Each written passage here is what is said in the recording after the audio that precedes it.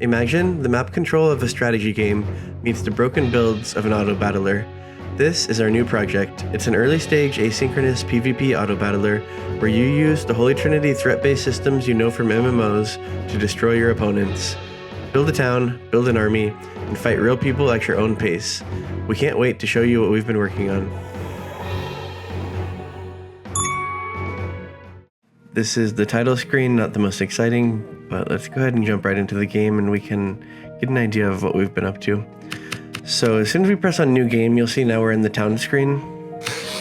Here in the town screen, we have the tavern. This is built for you for free, so you always start off with a tier 1 tavern. You'll also notice we've got a couple of build sites here. So essentially you have 4 slots in total. You can put whatever you want here. This is not implemented yet, so we won't be looking at it today, but you're going to be able to put, like, for example, a gold mine, which can turn time tokens into money. If you see up here, we have 3 time tokens and we have 4 silver, which is our money. And a gold mine, for example, would let you give up some time and trade that in for money effectively.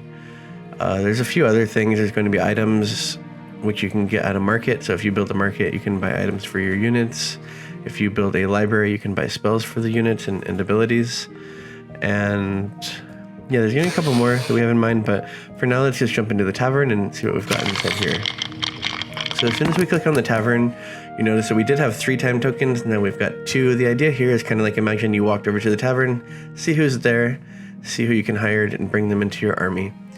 And we have a few different options here, so I'm going to go ahead and grab the Lilac Fairy. This is my personal favorite unit, and we did also get 2 other factions. So the Lilac Fairy here, he's part of the Grove Guardians. The Potion Delivery Raven, Eclectic Emu, these are both part of a faction called Raven's Reach. Raven's Reach is kind of like the spies, the spy masters, the rogues, the people who live in the shadows and live in the alleys.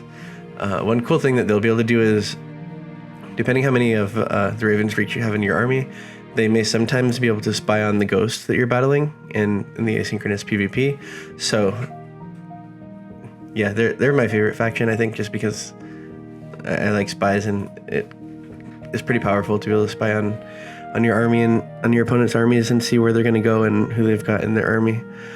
But yeah, the Lilac Fairy is super cool too. He's part of the Grove Guardians, which is a race of, or a faction essentially of mostly like elves. There's a lot of animals in this one. It's kind of like the druids of this world.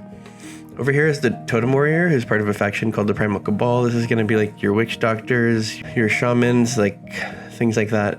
It's yeah, kind of a group of like orcs and a really tribal group of people who are really good at magic. So yeah, we got the Lilac Fairy. We have, and he costed 2 silver to get, and we have still 2 left and 2 time tokens left. So we can spend 2 time tokens. Basically, imagine you're waiting around at the tavern a little longer to see who else shows up, and you can see obviously the placeholder art here that was by me. So if you think that's good, I'll take all the credit for the placeholder art.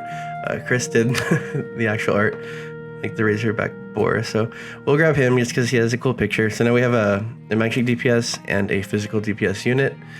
This one is a tank, which we did not get, but yeah, let's see how we can do with these guys. Not the strongest army, but we'll give it a shot. So let's hop over now into the battle, and we can see what the battle map looks like here.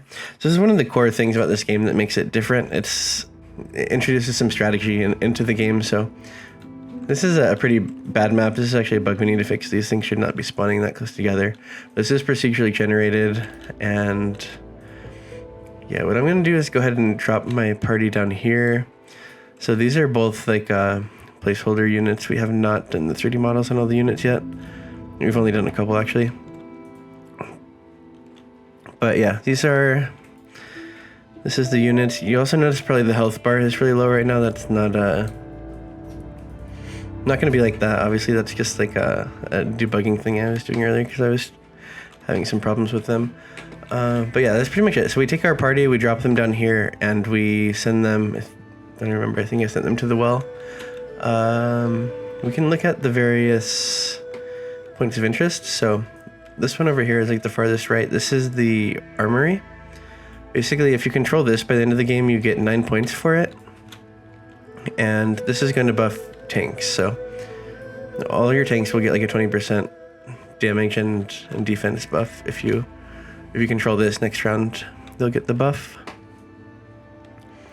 If we go over here, we can see some of the other POIs. There's 5 total, only 4 per map currently.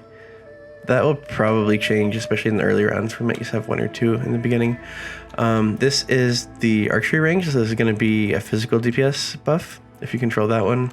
This is the castle, which will give you like a 20% gold buff. Essentially, like next round, your normal income will be boosted by 20%.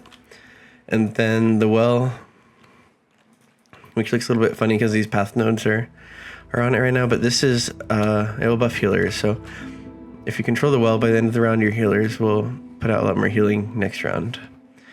And that's pretty much it. If we press fight, you'll see the enemy party spawned. So they're back there, and our guys are up to full health now in the UI, which is good. And then you'll see we have this. It's kind of like a video playback sort of thing. So basically what we do is we ship this off to the server. The server calculates the whole battle and sends it back. In this case, I'm not really sure actually if they're going to end up fighting or not. Let's see. I think it looks like they probably will get close enough to fight, and they did.